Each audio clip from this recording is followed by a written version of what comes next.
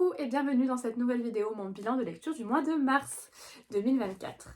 Alors, ce mois-ci, on va commencer comme d'habitude par mes achats et mes réceptions. Ce mois-ci, je ne suis pas allée de main morte du tout, c'est une véritable catastrophe. Donc voilà, il va durer un petit peu, je pense. Donc si ça vous intéresse pas, je vous invite à passer cette partie de la vidéo. Je commence tout d'abord par mes services presse que j'ai reçus en ce mois de mars. Tout d'abord, j'ai reçu Adieu, princesse et prince et autres manipulateurs du quotidien ou comment sortir définitivement du triangle maléfique de Cartman de Marina Chianta en auto-édition. Donc je remercie beaucoup l'autrice pour l'envoi de son livre.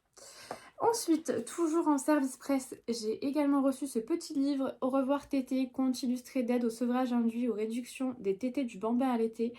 Texte de Flora Jiménez, illustration de Laetitia Descombes. Et c'est les éditions BOD qui me l'ont gentiment envoyé. Alors merci beaucoup si vous passez par là.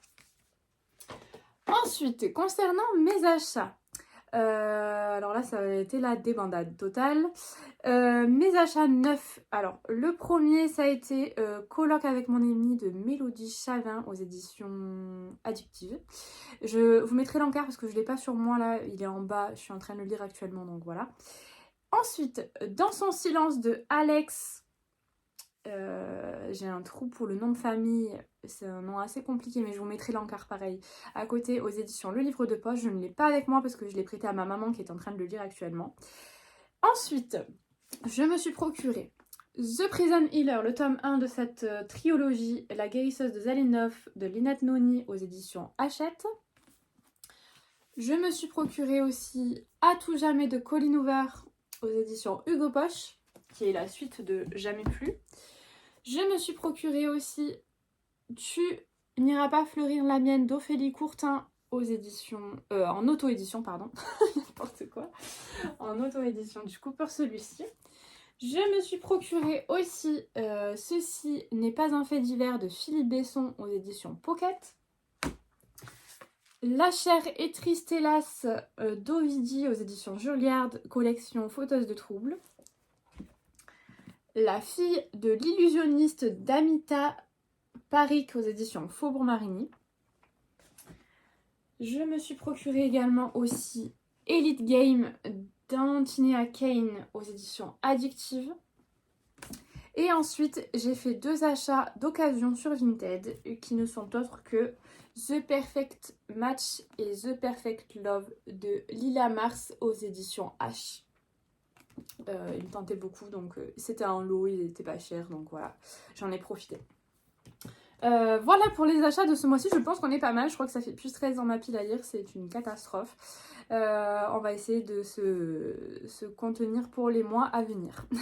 Je vous laisse avec mes lectures du mois.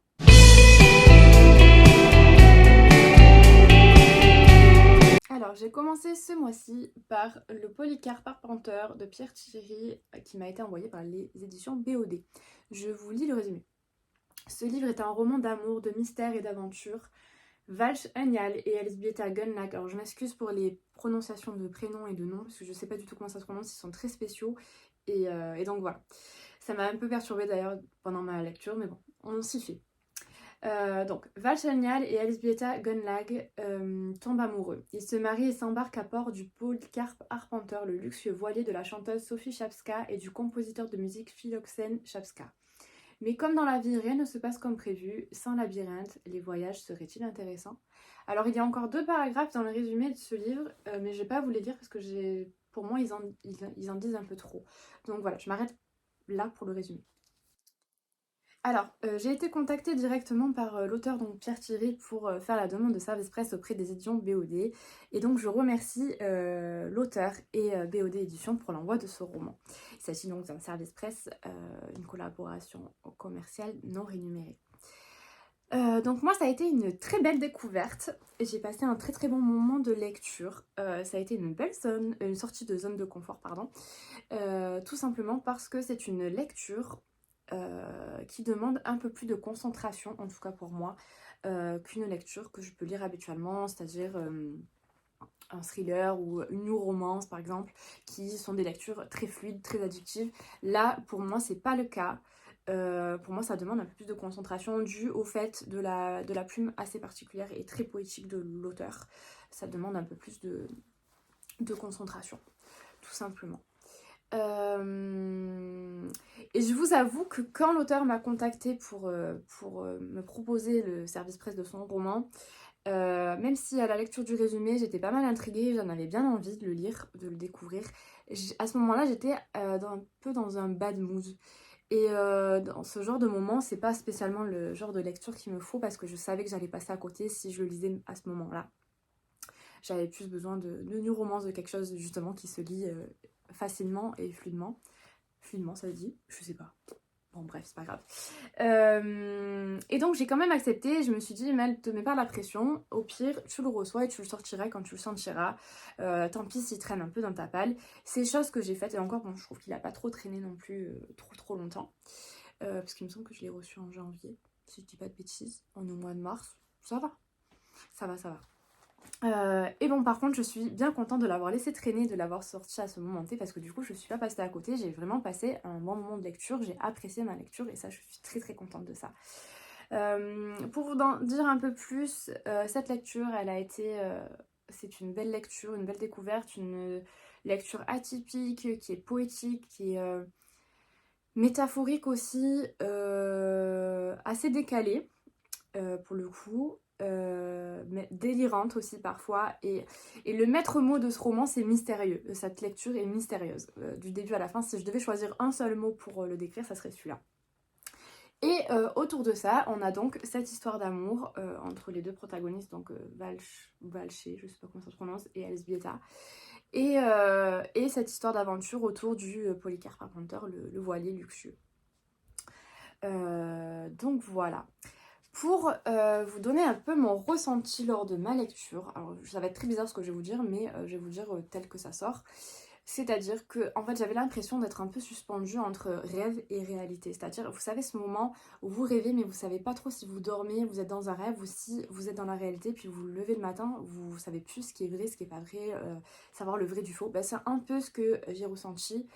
Ouais, c'est très bizarre, je sais, mais voilà, c'est un peu ce que j'ai ressenti à la lecture de ce roman-là. Ouais, j'avais l'impression d'être dans un rêve en apesanteur, dans une bulle apaisante. Voilà, c'est très bizarre de dire ça comme ça, mais ouais, voilà, c'est ce que je ressens en pensant à ce roman-là.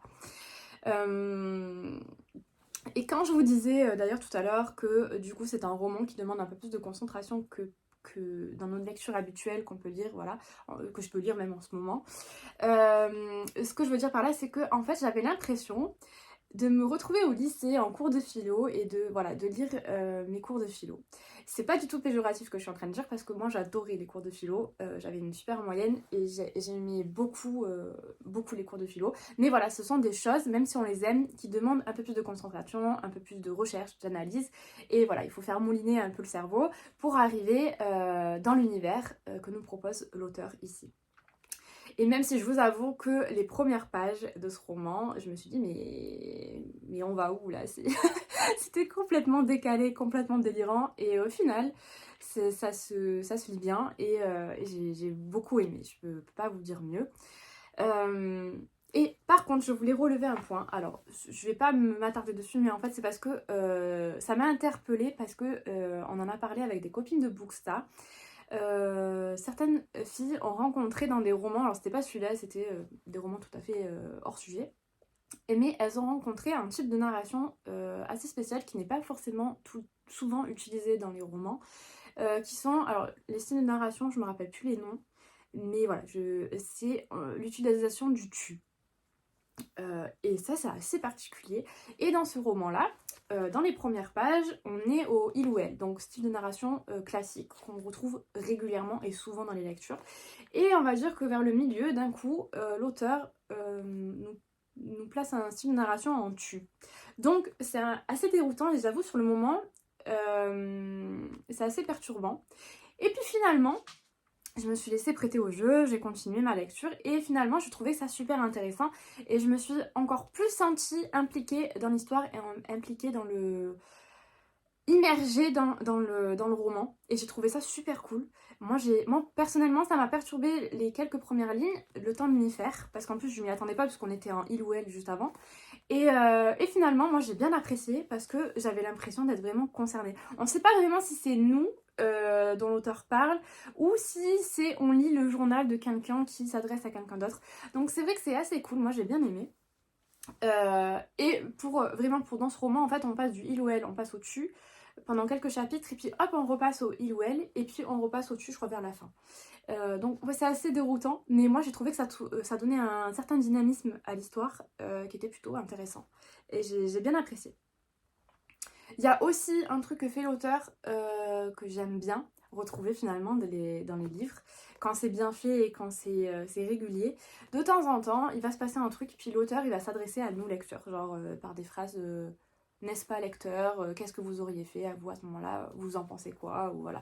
Et moi je trouve ça bien parce que ça permet, surtout dans ce genre de roman, pas dans tout, mais ce genre de roman qui demande réflexion, qui demande recherche et analyse, je trouvais que ça nous faisait travailler en fait, ah ouais mais si voilà on se mettait dans cette situation, qu'est-ce qui se passerait. Je crois que j'ai beaucoup trop parlé là, donc je vais m'arrêter là. En tout cas voilà, merci beaucoup à l'auteur et aux éditions BOD pour l'envoi de ce roman, j'ai vraiment bien apprécié, c'est une belle découverte. Le seul truc que je pourrais dire pour clôturer cette update lecture, c'est que j'aurais aimé un peu plus de travail au niveau de la couverture. Parce que franchement, je suis pas fan du tout. Je pense qu'on on aurait pu faire beaucoup, beaucoup, beaucoup mieux.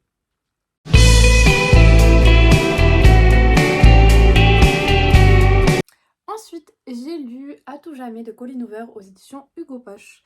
Alors, il s'agit du deuxième tome de la duologie de Jamais plus. Je vous avais parlé du tome 1 dans mon bilan précédent, donc si vous voulez le voir, n'hésitez pas à aller voir la vidéo de bilan du mois de février. Et donc je suis contente parce que du coup j'ai au moins une duologie en cours à jour. Donc on avance. J'ai fermé ce roman, cette duologie, avec les petits papillons dans le ventre. Ouais, absolument.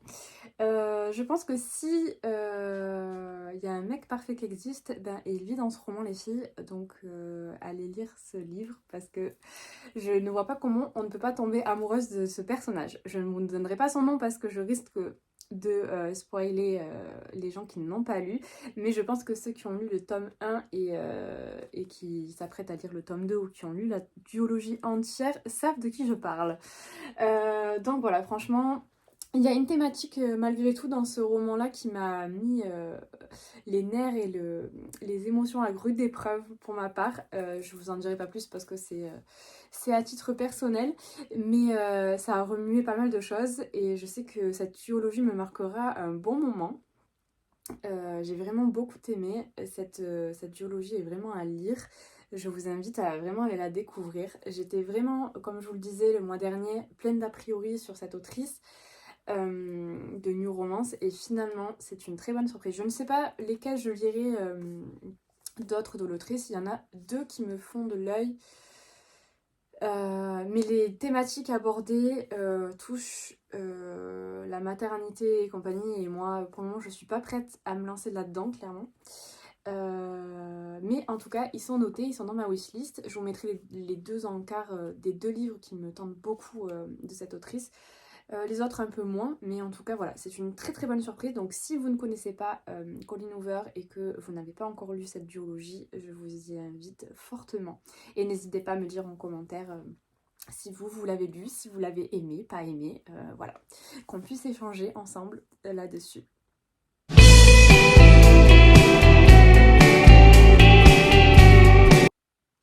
Ensuite, j'ai lu La chair est triste, hélas, d'Ovidie aux éditions Julliard, collection Fauteuse de troubles. Je vous lis le résumé. J'ai repensé à ces innombrables rapports auxquels je m'étais forcée par politesse, pour ne pas froisser les égos fragiles, à toutes les fois où mon plaisir était optionnel, où je n'avais pas joui, à tous ces à tous ces couettes, où j'avais eu mal avant, pendant, après. Aux préparatifs douloureux, à coups d'épilateur, aux pénétrations à rallonge, aux positions inconfortables, aux cystites du lendemain, à tous ces sacrifices pour rester coté à l'Argus sur le grand marché de la baisabilité, à toute cette mascarade destinée à attirer le chaland ou à maintenir le désir après des années de vie commune. Cette servitude volontaire à laquelle se soumettent les femmes hétérosexuelles pour si peu de plaisir en retour, sans doute par peur d'être abandonnées, une fois fripées comme ces vieilles filles qu'on regarde avec pitié. Un jour, j'ai arrêté le sexe avec les hommes. Alors, ce livre a atterri dans ma palle tout récemment à cause de Sorcière littéraire, un compte Instagram que j'aime beaucoup, tout simplement parce qu'elle nous propose énormément de livres de lecture qui sortent complètement de l'ordinaire, qui sont assez atypiques et qui sont en plus de ça majoritairement dirigés vers le féminisme, et ça vous savez que j'aime beaucoup, donc forcément ça match avec moi. Donc voilà, et il a atterri dans ma palle, il n'a pas traîné d'ailleurs parce que je l'ai sorti assez rapidement. C'est un livre coup de poing, clairement, qui a fait grave écho en moi, carrément. Ah vraiment, en plus il a su me trouver, je l'ai lu au bon moment, à ce moment T je l'ai sorti et il a fait énormément écho en moi comme je vous disais. Ça a été un exutoire, une thérapie dont j'avais besoin à ce moment-là et ça a fait un bien fou. J'ai fermé ce livre absolument requinqué et ça c'est génial. Alors, à mon sens, ce livre, malheureusement, a énormément de vérité à l'intérieur. Moi, en tout cas, pour moi personnellement, j'ai trouvé. Il y a pas mal de passages qui m'ont parlé. On va dire qu'à 90-95%, j'ai été d'accord avec ce qu'elle dit à l'intérieur. Alors, attention, moi, je le classerais DC, ce livre, je pense. Dites-moi si vous êtes d'accord ou pas. Moi, je le classerais là-dedans. Après, peut-être que je me trompe. Parce que ça reste quand même en gros, elle retrace sa pensée et c'est très très personnel à l'autrice. Malheureusement, à moi, elle m'a parlé énormément. Alors même si j'ai pas été d'accord sur tout, on va dire qu'à 90, donc 95%, j'ai été d'accord avec elle. Et tous les points où j'étais moins emballée, où j'étais pas forcément d'accord, ça m'a fait énormément réfléchir. Donc en fait, ce livre-là, il fait énormément réfléchir et je trouve qu'il est absolument nécessaire en fait, parce que je pense que moi, il m'a parlé, peut-être qu'à vous, il vous parlera pas, hein, soyons clairs, mais je pense qu'on est beaucoup de nanas à penser comme ça, du moins un tout petit peu. Je pense qu'on est pas mal quand même, malgré tout, dans ce cas-là, et c'est quand même triste, vraiment très triste. Mais voilà, moi j'ai trouvé ce livre absolument nécessaire. D'ailleurs, sachez que si il vous intéresse, je sais que normalement, il devrait sortir aux éditions Point en poche, il me semble fin mars ou fin avril, en tout cas là prochainement. Donc si vous voulez vous le procurer, n'hésitez pas parce que du coup, économiquement parlant, ça sera beaucoup plus accessible, il sera moins cher. Donc voilà, n'hésitez pas. Oui, il me semble que c'est bien les éditions Point, il me semble que c'est fin avril, si je dis pas de bêtises. Bon, en tout cas, voilà, bref. Vous avez l'info, allez voir si ça vous intéresse. En tout cas, voilà, moi je suis très très contente de cette lecture. Donc voilà, d'ailleurs, je sais pas si je vous ai montré ou pas, mais je pense que j'ai jamais mis autant de post-it dans un livre qui fait en plus 150 pages, donc c'est hyper court. Je crois qu'il y a minimum un post-it par page. Tellement il y a deux choses qui m'ont parlé. Je comptais vous lire un extrait, mais en fait je vais pas vous lire d'extrait parce que rien que le résumé qui est un extrait déjà du livre est absolument parlant, donc voilà, je vais pas faire ça. D'ailleurs, je voulais juste faire une petite aparté. J'ai quand même mis, vous remarquerez l'effort quand même de mettre le t-shirt complètement en adéquation avec le thème du livre. Pas besoin de Superman quand on est une Wonder Woman.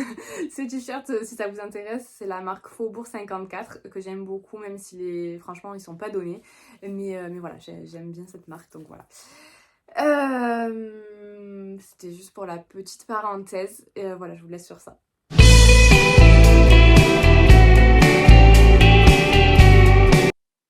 Ensuite, j'ai lu ce roman graphique, Les Moments doux, de Virginie Grimaldi, illustré par Vincent Henry et Valéria Goufanti, aux éditions La Boîte à Bulles. Je vous lis le résumé.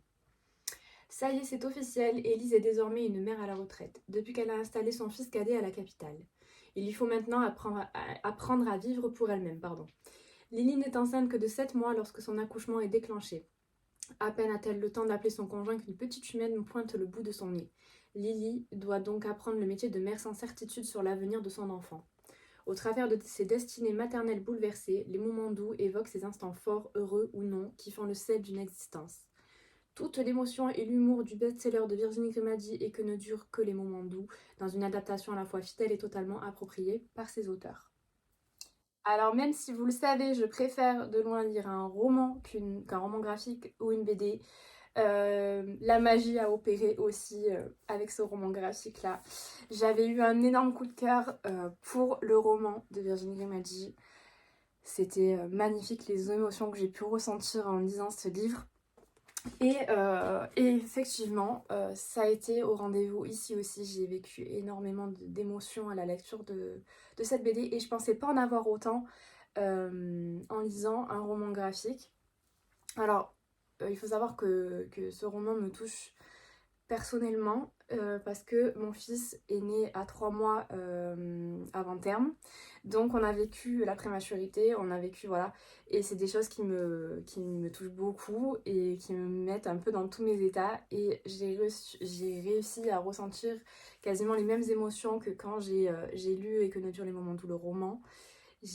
Voilà, j'avais le cœur qui battait à fond. J'avais l'impression d'être revenue 2 ans en arrière à la naissance de mon fils, mais pour vivre que les bons moments.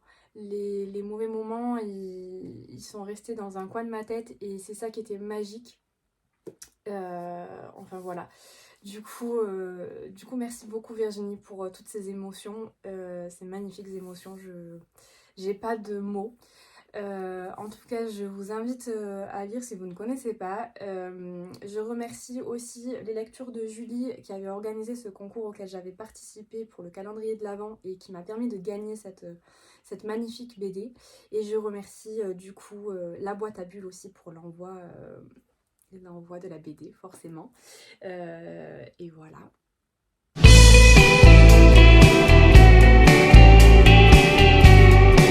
Ensuite, j'ai lu Tant de nuances de pluie d'Asha Lemi aux éditions HarperCollins, collection Au gré du monde. Je vous lis le résumé. Kyoto, 1948. Nori Kamisa n'a que 8 ans lorsque sa mère la laisse devant l'immense demeure de sa grand-mère. La famille Kamisa est parmi les plus nobles du Japon. Or, Nori, aux cheveux crépus et à la peau foncée, est le fruit d'une relation scandaleuse avec un gaijin, un étranger, noir de surcroît. Alors sa grand-mère va tout faire pour la cacher. Elle l'installe au grenier et l'oblige à subir des traitements pour la rendre plus japonaise. Elle lui lisse les cheveux et la soumet à des bains d'eau de javel pour que sa peau blanchisse. Nori accepte son sort malgré sa curiosité lancinante pour ce qui se trouve à l'extérieur des murs du grenier. Mais lorsque le hasard amène son demi-frère aîné légitime Akira sur le domaine qui est son héritage et son destin, Nori accède à un monde nouveau. Un monde dans lequel elle n'est pas une intruse, mais un être libre, digne d'être aimé. Cependant, tout a un prix et la liberté de Nori exigera plus d'un sacrifice. Alors, j'ai passé un super moment de lecture. J'ai passé vraiment un très très bon moment. Je suis très très contente d'avoir découvert ce roman. Et d'ailleurs, j'en profite pour remercier Chris et Nola du compte Escapade avec Chris d'avoir organisé ce concours qui m'a permis de gagner ce roman. Et j'en profite aussi du coup pour remercier Marine des éditions HarperCollins et les éditions HarperCollins pour l'envoi de ce roman. Merci beaucoup si vous passez par là. Alors, j'ai passé du coup un très très bon moment, j'ai adoré ma lecture, ce roman est génial, il est magnifique. Cependant, j'y ai trouvé quelques petites longueurs, moi personnellement, et ça n'engage que moi. Moi j'y ai trouvé quelques petites longueurs qui m'ont un peu gênée dans l'avancement de ce roman. Même si, bon, c'est pas gênant en soi, hein, même si j'aime pas ça, là, pour le coup, ça passe. C'est juste que j'ai trouvé que du coup, ça rendait le roman et l'histoire un peu lente à mon goût. Mais sinon, en soi, c'est une très très bonne lecture, voilà. J'ai ressenti énormément d'empathie pour cette petite fille, pour cette petite Nori, Noriko de son vrai nom, et Nori c'est juste son surnom. Du coup, dans ce roman-là, cette jeune fille a une force incroyable, elle subit des trucs horribles tout le long de sa triste vie. Et voilà, alors même si au début elle est très naïve, etc., elle va prendre un peu du galon au fur et à mesure. Et voilà, elle a une force incroyable et on ne peut que l'admirer pour ça. Mais par contre, j'ai pas compris pourquoi autant d'acharnement sur elle. Pour des raisons, en plus, vraiment... Alors ok, c'est une autre époque, c'est une autre culture, c'était un autre temps, etc. Mais voilà quoi, pourquoi autant d'acharnement sur elle? J'ai pas compris, peu cher, le pauvre gamine quoi, enfin, vraiment horrible. Après j'ai bien conscience que la vie de tous les jours n'est pas rose pour tout le monde, que certaines personnes doivent vivre des choses horribles, voilà. Mais voilà, ça n'empêche pas que dans ces 500 pages, 500 et quelques pages, cette pauvre petite nourrie, mais la pauvre. Enfin bref, passons. Voilà, j'ai passé un très très bon moment de lecture, j'ai adoré cette lecture. Certaines personnes vont certainement me lyncher parce que beaucoup de personnes d'entre vous, j'ai vu passer sur les réseaux, ont eu un coup de cœur pour ce roman, notamment Chris et Nola qui ont organisé le concours. Mais voilà, c'est comme ça, moi j'ai trouvé quelques petites longueurs et voilà. Moi ce qui m'a le plus gêné en soi, c'est pas les longueurs, c'est la fin. La fin. Alors, je vais essayer de condenser mon avis là-dessus parce que je veux pas vous spoiler quoi que ce soit. Mais voilà, moi, la fin, elle m'a énormément gênée, elle m'a beaucoup déçue quant au choix de notre protagoniste. Et je me suis retrouvée dans une colère, mais vous n'imaginez même pas. Et pas dans le bon sens du terme. Alors certes, les émotions étaient là, hein, qu'elles soient positives ou négatives, elles étaient là, donc le livre fait complètement le job. Mais voilà, je comprends cette fin en soi, mais moi, c'est pas celle que je voulais, c'est pas celle que j'espérais, et du coup, ça m'a déçue. Et même voilà, si je la comprends, je la digère pas du tout. Mais alors vraiment pas. Alors, pour en avoir discuté avec certaines copines Booksta, ouais, je la comprends et tout, mais comme je leur disais, moi, elle passe pas. Vraiment, cette fin, je la comprends pas, je la veux pas, je l'accepte pas, c'est un déni de cette fin, vraiment.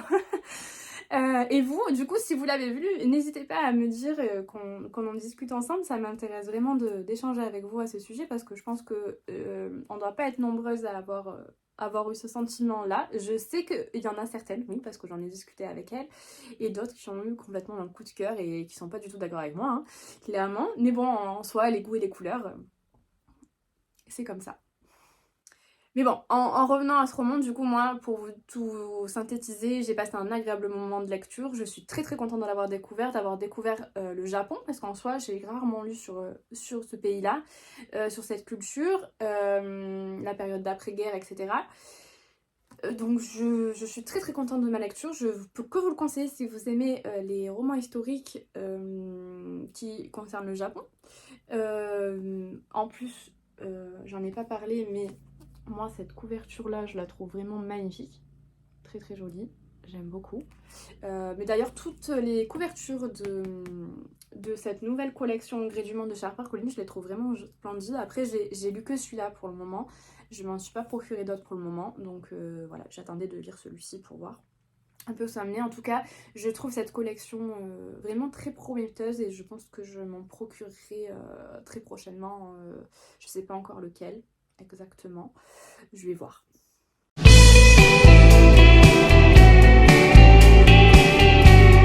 Alors, ensuite, j'ai lu une enquête de Fräulein comme sage-femme, le disparu de Shonen Viertel. Désolée pour la prononciation, je parle pas du tout allemand. Et enfin, je pense que c'était pas la peine de le préciser d'ailleurs, je pense qu'on s'en est rendu compte tout seul.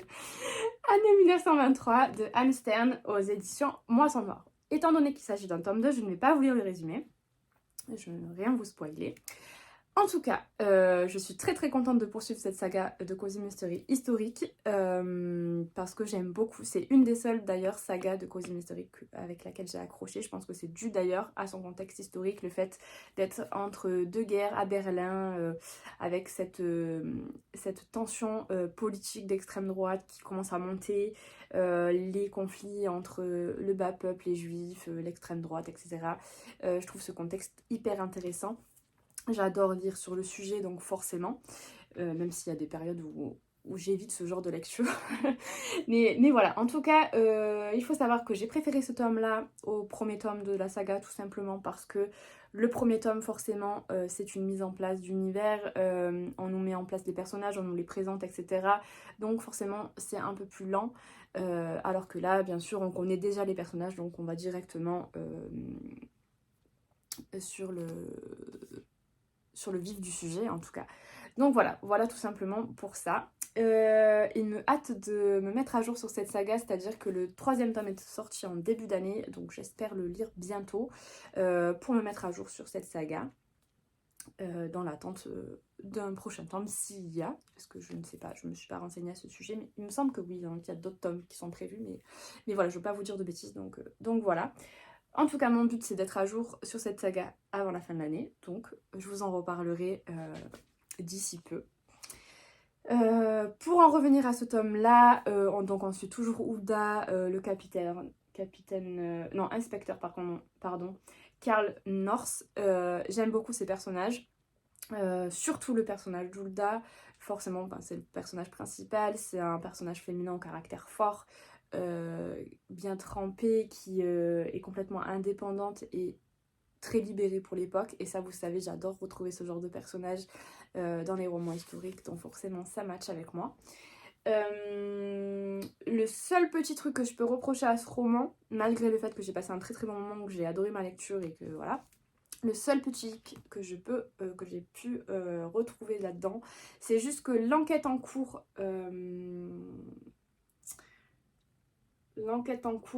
par rapport à la disparition de ce nouveau-né dans les bas-fonds de Berlin, je trouve que ça a mis un peu de temps à se mettre en place, un peu trop de temps à se mettre en place par rapport, je pense que c'est arrivé...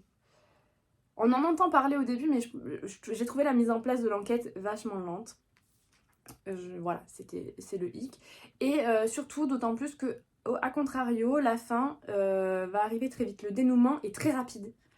Et j'ai trouvé ça dommage parce que du coup, il n'y avait pas d'équilibre entre l'enquête qui met 3 plombs à arriver et le dénouement qui est hyper rapide. Et j'ai trouvé ça dommage.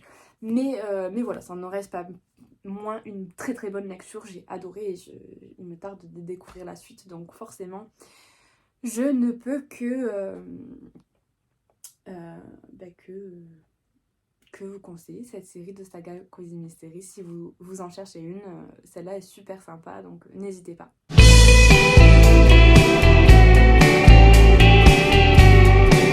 Ensuite, j'ai lu Dans son silence d'Alex Michaelides aux éditions Le Livre de Poche. Je vous lis le résumé.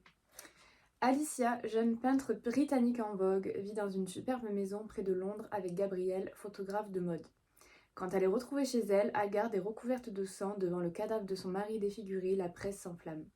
Aussitôt arrêtée, Alicia ne prononce plus le moindre mot, même au tribunal. Elle est jugée mentalement irresponsable et envoyée dans une clinique psychiatrique. 6 ans plus tard, le docteur Théo Faber, ambitieux psychothérapeute, n'a qu'une obsession, faire reparler Alicia. Quand un poste se libère dans l'établissement où elle est internée, il réussit à s'y faire embaucher et entame avec elle une série de face-à-face glaçants, dans l'espoir de lui extirper d'une parole. Alors qu'il commence à perdre espoir, Alicia s'anime soudain, mais sa réaction est tout sauf ce à quoi il s'attendait. Ce redoutable mélange de suspense et de psychanalyse nous offre une combinaison astucieuse qui a déjà happé de nombreux lecteurs. Le livre s'est vendu à 1 million d'exemplaires à travers le monde et a été traduit dans plus de 40 langues. Alors pour celui-ci, j'ai été largement influencée par les lectures de Manon. N'hésitez pas à aller voir sa page Insta et son compte YouTube, il est vraiment génial aussi. Il y en a tellement que forcément on a envie d'acheter des livres. Donc en fait, celui-ci, j'ai adoré ma lecture. C'est une lecture très prenante, c'est très addictif. Les chapitres sont hyper courts, donc forcément ça va vite. La tension, elle monte au fur et à mesure qu'on tourne les pages, vraiment petit. Et ça, j'ai trouvé ça génial. Alors autant il y a certains petits détails que j'ai vu venir, ou du moins où je me doutais, mais c'est vraiment sur des petits détails, donc en fait ça va pas du tout entacher ma lecture. Et par contre j'ai été complètement bluffée par le dénouement final. Je m'attendais pas du tout à ça, et c'est vraiment bien mené, j'ai adoré. Il n'y a pas d'autre mot, ce livre est vraiment bien. J'ai passé un excellent moment de lecture. Donc qu'est-ce que je peux vous dire de plus, à part que ce thriller je l'ai adoré, j'ai vraiment passé un super moment, ça se lit hyper vite, hyper bien, et je peux que vous recommander d'y aller parce que vraiment vous allez passer un bon moment.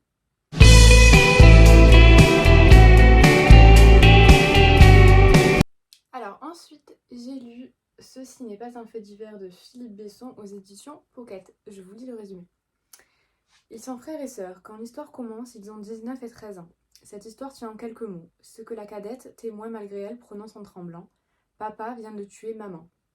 Passé la sidération, ces enfants brisés vont devoir se débrouiller avec le chagrin, la colère, la culpabilité. Et remonter le cours du temps pour tenter de comprendre la redoutable mécanique qui a conduit à cet acte. Avec pudeur et sobriété, ce roman, inspiré de faits réels, raconte au-delà d'un sujet de société le long combat de deux victimes invisibles pour réapprendre à vivre. Alors comme vous l'avez compris, ce livre n'est tout sauf gay. On parle ici de féminicide, de pervers narcissique et d'assassins, de meurtriers. Donc voilà, c'est un moment triste à passer, un moment douloureux, ça c'est sûr et certain, mais pour moi il est nécessaire. C'est un livre qui est révoltant, percutant, mais absolument nécessaire. Il faut que ce livre passe dans toutes les mains. Donc lisez-le, je peux vous dire ça. Si j'ai un seul truc à vous dire sur ce livre, c'est lisez-le. Donc ici évidemment il faut savoir que à partir du moment où j'ai ouvert le livre, que j'ai lu le premier mot, la première lettre, le premier mot, jusqu'à la fin du livre, le dernier mot, le dernier point, j'ai eu les larmes aux yeux. Elles ne m'ont pas quittée de toute la lecture du roman. Vraiment horrible. Comment on peut, en étant adolescent, enfant, vivre avec ça et arriver à se reconstruire derrière, mais c'est horrible, c'est atroce. Et vraiment, voilà. Alors même si, clairement, j'ai adoré ce roman, de par la plume de l'auteur que je ne connaissais pas d'ailleurs, c'est mon premier roman de l'auteur et je pense que je retenterai l'expérience parce que j'ai vraiment adhéré à la plume. Et en plus de ça, je crois que j'arrive vraiment à la bourre parce qu'il en a quand même énormément à son compteur, comme vous pouvez le voir là, vous voyez. Donc il va falloir que je réitère ça. En tout cas, voilà, ce roman, même si voilà, il est bouleversant, il est, moi personnellement, au-delà de mes larmes aux yeux que j'ai eu tout le long, j'avais envie de vomir. J'ai eu la boule au ventre pour ces enfants. Comment on peut se reconstruire après ça, je comprends pas. Et moi, ce qui m'a le plus énervée et qui m'a le plus révoltée là-dedans, c'est la justice. La justice là-dedans, mais vraiment, il y a des passages, je me dis, mais c'est pas possible. Vraiment à vomir. Certains passages par rapport à la justice, à vomir. Aucune empathie, aucune... Franchement, voilà. Je reste... Bon, c'est pas une surprise hein, non plus, mais voilà. Il y a des choses qui me révoltent totalement, et voilà. En tout cas, c'est le genre de geste, je comprends même pas comment on peut en arriver là. Tout ça parce qu'un homme estime que sa femme, c'est sa propriété. Moi, c'est pas pour tout le monde, c'est pas, voilà, c'est pas tout le monde, je le sais, c'est pas une généralité, mais c'est quand même une bonne partie de la population qui pense comme ça, et c'est aberrant que de nos jours, on en soit encore là. En tout cas en France, parce que je sais qu'il y a des pays où on est encore plus mal lotis et ils ont encore plus une mentalité de merde. Mais voilà, moi c'est des choses qui me touchent beaucoup, et entendre des choses comme ça, moi ça me révolte. Et voilà, je peux pas vous dire mieux en tout cas que lisez-le, parce que je pense que ce roman, déjà de son accessibilité, mais même si malgré tout le sujet est dur et aberrant, du fait de la plume de l'auteur, du roman court que c'est, il y a un peu moins de 200 pages, et le rythme est assez soutenu, dans le sens où les chapitres sont hyper courts, donc ça se lit vraiment vite et bien. Donc voilà, je pense que ce livre est nécessaire et il faut qu'il passe entre toutes les mains.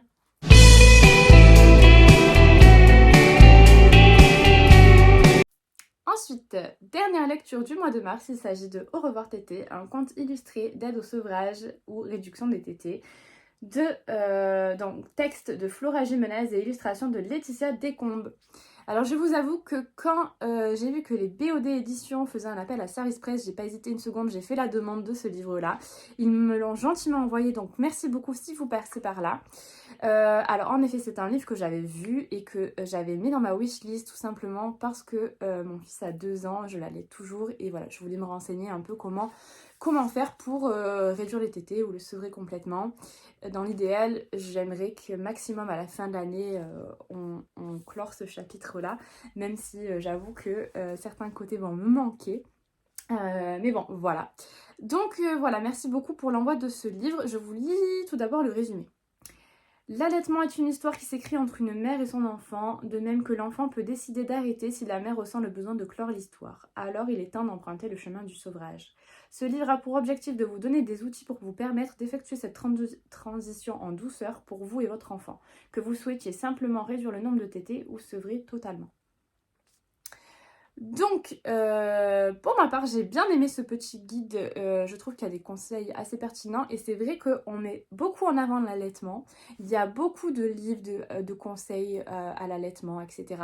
Mais on parle très peu de sevrage et c'est vrai que c'est compliqué pour nous, mamans, de se lancer parce que surtout quand le bébé est un peu réticent, au plus il grandit, au plus c'est compliqué.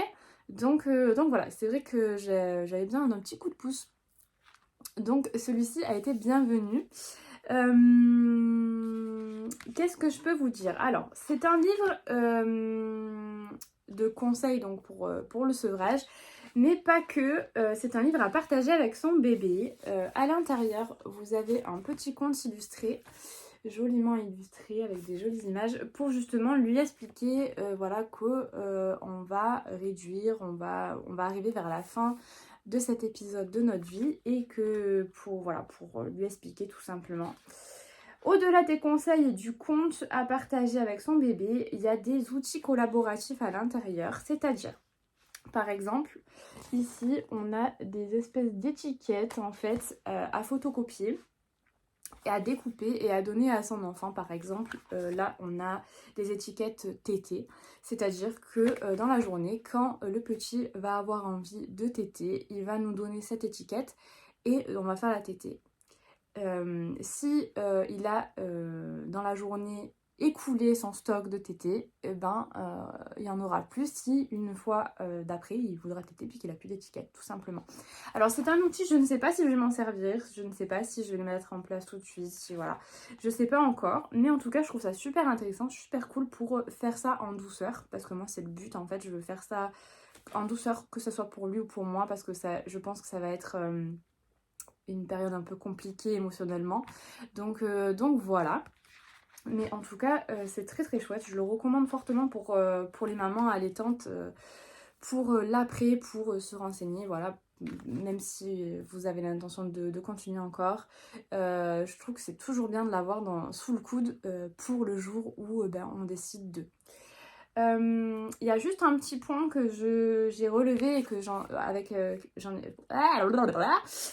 ai discuté avec l'autrice et je trouvais simplement que pour un livre que l'on est censé partager avec son bébé, je trouvais dommage ce genre de couverture un peu trop...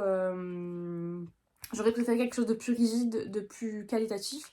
Mais en fait, tout cela s'explique tout simplement pour réduire les coûts au maximum, pour laisser ce petit guide au sevrage disponible et accessible au plus de monde possible.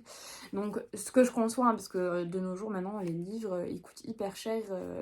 Donc, forcément, dès qu'on met un peu plus de qualité dans les livres, forcément le prix il prend un coup et c'est pas forcément accessible à tout le monde, donc je comprends le choix, mais c'est vrai que qu'en partageant son livre avec un bébé de 2 ans, voire moins ou peut-être un peu plus, mais bon voilà, c'est la petite enfance et les livres ça abîme très vite et donc j'ai trouvé ça dommage, mais je comprends le pourquoi du comment. En tout cas, si vous avez besoin d'aide au sevrage ou en réduction de tétée, je vous conseille fortement ce petit ouvrage de 30 pages à partager avec votre enfant parce qu'il est très très complet et je pense qu'il va beaucoup m'aider. Et voilà pour mes lectures du mois de mars. Je vous remercie vivement d'avoir suivi cette vidéo. N'hésitez pas à mettre un petit j'aime ou un petit commentaire, ça fait toujours plaisir. Et puis sinon, je vous dis au mois prochain et je vous souhaite une excellente journée.